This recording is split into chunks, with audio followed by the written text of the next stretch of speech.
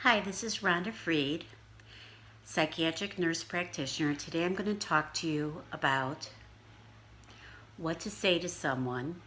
How do you talk to them when you're concerned that someone you care about might be suicidal? I know that it's really hard to talk to people when you're concerned. Mostly what we do is just really worry a lot and not say anything at all. We worry when someone we know is depressed because they withdraw and we're calling them and they don't answer the phone and we get really scared. We might ask them, is there anything we can do? We might try and do things for them. We might call them, try and go out with them. They don't want to do things. They don't want to see us, and we just get scared and we worry. So I can tell you what I do when there's someone feeling that way. One of the things that I do is that I ask them straight up and get it out there. The best thing we can do is talk about it with people who are having those thoughts and not have them just be thinking about it. We want it to get out in the open and have them talk to us about it. So first is ask the question, I'm worried about you. I'm worried about how depressed you're feeling. I'm worried that you're making comments about feeling like life isn't worth it or feeling like very hopeless lately. Are you thinking about taking your own life? And if they are, and if they say yes, those are some thoughts I'm having lately, then what I would say next is, are you thinking about how you would do it?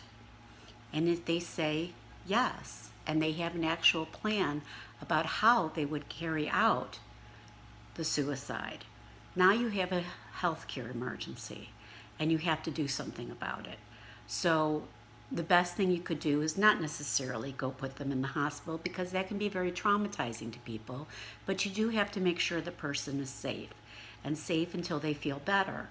So if you can have like a daisy chain of people that stay with the person 24/7 until the person's feeling better and gets over that feeling, that's the best thing you can do for someone. Spend time with them, babysit them, love them until they're through that feeling. Make sure that they're not just lying to you to make you feel better, because that's really scary when people are just making up stuff. You want to make sure that they're not alone and don't have an option of carrying out their plan. If they answer you by saying yes, well, maybe I'll just run away and just never stop running, and it's really a vague answer, you have some safety there. There's not a real plan. There's nothing imminent in what they're saying. It's a vague idea. It's an idea of wanting to escape the pain that they're in right now and what they're feeling. So, okay, you want to get them help, but it's not an emergency. Okay, now you can get them some help. And you want to talk to them. You want to let them know that you're not afraid of what they're feeling. And if you have ever had feelings that are similar to that, share them. Because in reality, 1 in 10 people will experience a major depressive episode in their lifetimes. And so most of us really do know what that feels like. And it's normal during a major depressive episode to have thoughts that center on dying quite a bit, have those morbid kinds of thoughts, and who, when they're not in pain, would not have some thoughts about wanting to escape from that pain. And that's what suicidal thoughts are. There's nothing inherently abnormal about wanting to escape from feeling horrible. So the next thing you want to do is let that person know how it would impact you if you were to lose them. And that's a piece that we don't always use. And I, as a healthcare professional, also share how that would impact me. And I don't think many healthcare professionals do that, but I do share that because every time I lose a patient, whether it's because I've accidentally upset someone or lost them some other way, such as an accidental overdose or a suicide, although I've had very few because I really focus on letting patients know I'm in their corner, I'm part of your team, I'm here to help, and I make myself available when patients are truly suffering from suicidal thoughts. I let them know that when I lose a patient, I do take it personally. I do try everything I can. I do think it's important not to give up hope. There's always new drugs coming out on the horizon. There's always new science that's coming out. We're finding more and more how much of brain diseases such as major depression and anxiety disorders, ADD, schizophrenia, bipolar, are genetic disorders. They're chemical imbalances. They have genetic components. They even have gastrointestinal components to them. These are all biological and can be, there's a lot of corrections that happen biologically and biochemically. And these are not a matter of willpower. You're not a weak human being because you're experiencing these things. These are genetic things that we a lot of times inherit, and you're just unfortunate because some bad things may have happened in your life, or you got an unlucky set of parents or a lucky set of circumstances. You certainly cannot be blamed for those things. So let's talk about those things. Let's be honest about those things. The things we put on Facebook, the things we put on social media, we don't advertise that we're in pain. We don't advertise our weaknesses, and we don't advertise our flaws. But truly, we all experience many of those things on a regular basis. We question ourselves all the time. We criticize ourselves all the time, and we're all, absolutely every one of us, imperfect. So what I do share with my patients is, how's this going to affect me? When I lose a patient, I question if I'm doing the right job. I question how well I do my job. I question if I can truly help anyone. That's where I go. I'm very sensitive that way.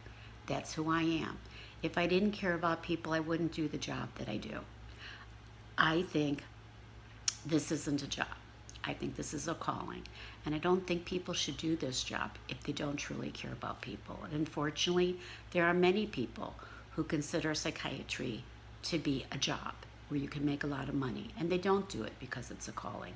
Or maybe they started out with it being a calling, but aspects of finance or insurance or whatever ruined that for them, where they just didn't feel like they could keep on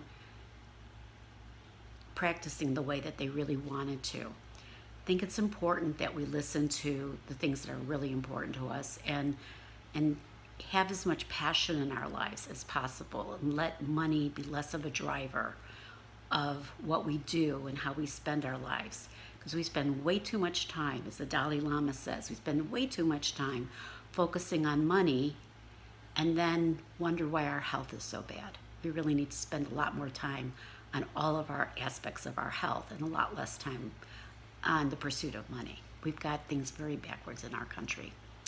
So I do let patients know how important they are to me, because I do think every patient is important, and I do everything I can to share with them my true feelings.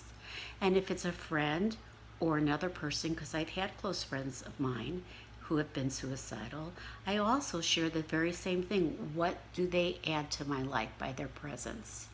How would I feel if I were to lose them? How would that affect my day-to-day life? I share examples of what their presence in my life means to me. And I have had my friends tell me afterwards that those words made the difference between whether they acted on those suicidal thoughts or not. So that tells me that those things made a difference. And the fact that I have so few patients who have suicided also tells me that makes a difference. So that's what I'm passing on to you today. These are my advice of how you can impact people and talk to people. Don't be afraid to talk about it. Don't be afraid to tell them how it would affect you. It's the fear that keeps this in the closet, where it ends up being an issue, an event that destroys lives, destroys families, and causes this legacy of pain that goes on for generations. Let's talk about it. And that's what I'm sharing with you today. Thank you for listening.